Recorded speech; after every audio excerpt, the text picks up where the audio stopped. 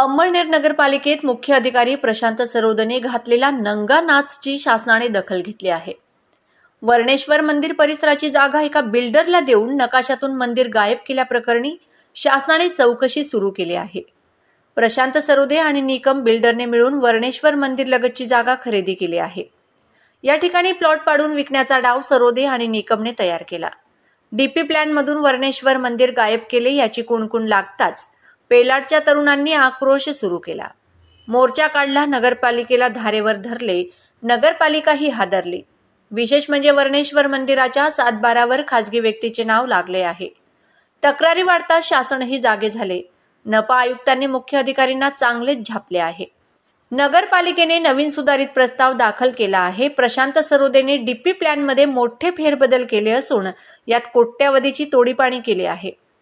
याच्या तक्रारी शासनाकडे झाल्या आहेत। धुळे रोडवर काही जागा या डीपी प्लॅनमध्ये रहिवासी केल्या आहेत। बाळ्यासह काही जागाधारकांचे यात चांग भले झाले आहे।